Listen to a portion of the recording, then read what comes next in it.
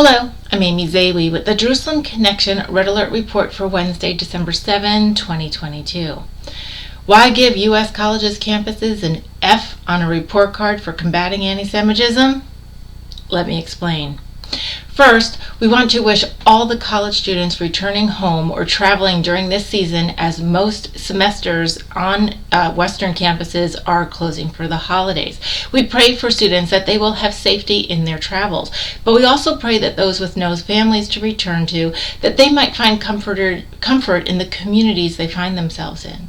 We're always praying that the local church can reach out and provide meaning and purpose during this most wonderful time of year, which perhaps is also the most lonely for many. College-age students are faced with pressures that include, unfortunately, the lies and deceit of a materialistic post-faith culture, and this most assuredly trickles into their campus life curriculum and even their sources of entertainment.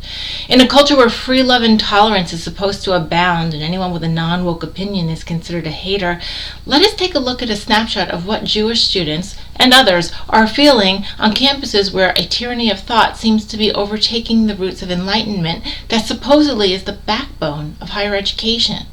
According to an article this week in the Jerusalem Center for Public Affairs, 55% of students surveyed reported being a target of campus anti-Semitism. 72% report that university administrators fail to take both verbal expressions of anti-Semitism and threats to Jews' physical safety seriously.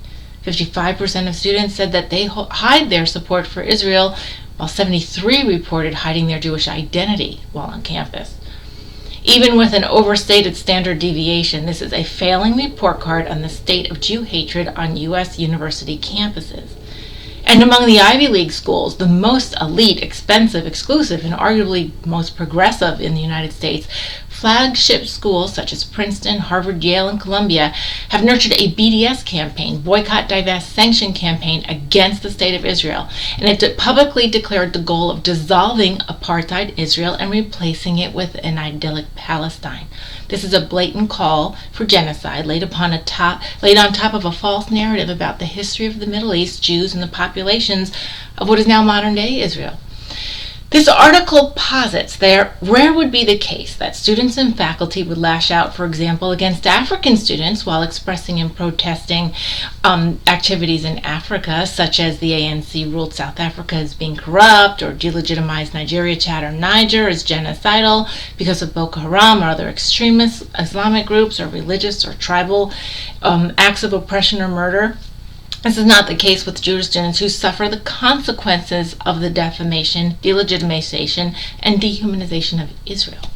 This article goes on to quickly chronicle the most recent evolution of Jew hate, which for decades was summarily rejected by many universities and much of society.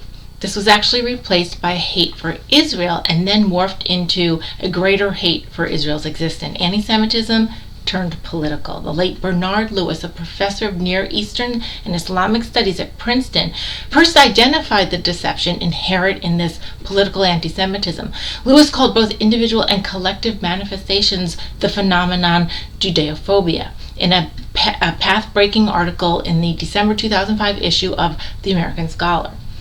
Lewis asserted that while religious and racial forms of anti-Semitism had become mostly unacceptable in the West, particularly in the United States in the post-war era, post-World War II, political anti-Semitism that declared Israel the world's Nazi, an apartheid state, a genocidal racist home to war criminals, triggers little or no public opprobrium. Rather, its appeal fills college auditoriums and classrooms with students and faculty who resolutely support bigoted representations in the name of BDS, pro-Palestinian activism, and justice for Palestine. This political anti-Semitism, which I call anti-Zionism, by 2019 was evident even to the Germans. The German Bundestag condemned BDS in 2019 as an anti-Semitic movement that recalls the most terrible phase of German history. The rise of a society-wide systemic hate of Jews and the desire to eliminate them or their state from the planet is a direct reflection of the era of the Holocaust. But what can we do to combat this trend? Well, I may not have time here to outline an entire plan that could take a generation or more to come to fruition, but we can start by educating our young people outside the indoctrination they are getting at schools that usually cost tens of thousands to attend. The Jerusalem Connection is doing its part by having a Hebrew University scholarship program, and we send at least one Christian U.S. college student to Israel for a full semester to study within his or her chosen field in order to return to the U.S., return to their college with insight and passion to convey the truth of Israel's history, nature, and people. Other steps we can all take is to withhold alumni contributions to schools that display this bent towards BDS and anti-Semitism. Research your alma mater and tell them that you specifically will not give or withhold your contribution if they participate in these things. Monitor the schools in your own towns and communities. Offer to help with organizations on campus that provide truth about Israel, as well as support for Jewish students and all those students who support Israel's right to exist and who feel otherwise pressured into keeping their stance to themselves. Be in prayer for the collective populations on college campuses, as these populations are eventually the leaders and influencers of tomorrow. Pray for their changed hearts. Continue to follow the Red Alert, as I will update you on progress made in the UN, at federal levels, and even at more local levels, as the IHRI definition of anti-Semitism is growing in adoption and applications in cities, schools, colleges, universities, and even workplaces and other organizations.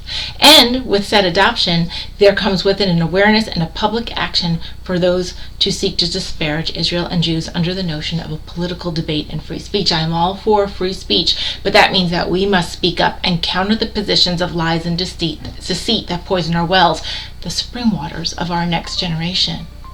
Shavua Tov, and have a great week.